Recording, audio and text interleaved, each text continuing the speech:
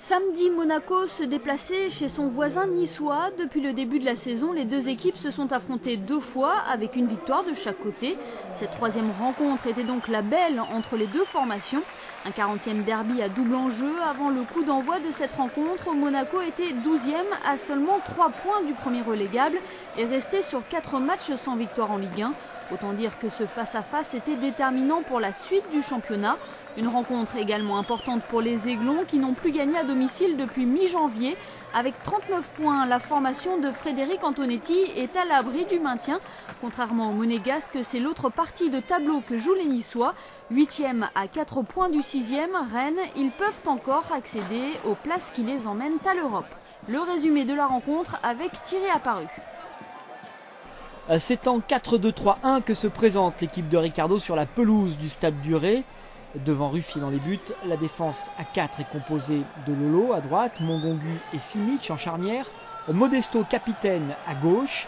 À la récupération, on trouve Leko et Gosso, puis une ligne de 3 milieux plus offensifs, Park, Aruna et Molo. Enfin, Nimani est positionné en attaquant de pointe.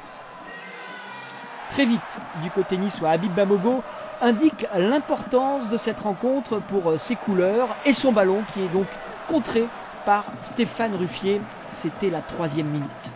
Les Monégasques ne sont pas en reste. Derrière, il y a cette bonne frappe de Park pour l'AS Monaco Football Club. C'est Loïc Rémy qui 6 minutes plus tard sollicite à son tour Ruffier. Sauvetage de Mongongu sur la ligne pour un ballon qui filait tout droit au fond des filets. Des Niçois très dangereux aussi sur coup de pied arrêté avec David Elbuik. Et les points de Ruffier pour renvoyer ce ballon très chaud. Le coup franc est un exercice qui plaît aux joueurs de la Principauté. Également, Yohan Molo pour tirer celui-ci. C'est la 21e minute. Et c'est la barre transversale qui sauve les Niçois. Nice toujours très dangereux sur les coups de pied arrêtés de David Elbuik tout au long de la partie. Là, c'est la tête des Chouafny, de peu à côté à la 37e minute. Ou alors les Monégasques qui contrent comme ici à la 40e. C'est maintenant le temps additionnel de la première période et David Elbuik que l'on retrouve à nouveau sur coup franc. Et Ruffier qui manque de peu d'être surpris sur cette très belle frappe. 0-0, c'est donc le score à la pause. Monaco sera un petit peu plus efficace en seconde période et va solliciter le gardien niçois David Ospina comme ici à la 55e minute. Réponse des Aiglons avec Loïc Rémy 2 minutes plus tard. Rémy que l'on retrouve à la 62e. Toujours pour un tir cadré, mais c'est sans succès.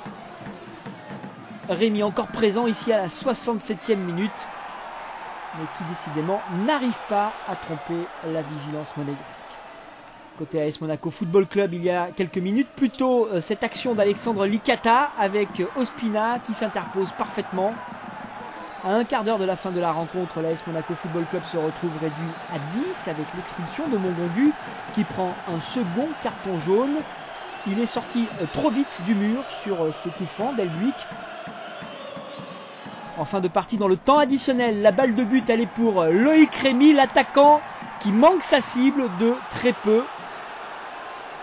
Il aurait pu ouvrir le score sur ce coup-là, mais on en reste là, 0-0 entre les deux formations.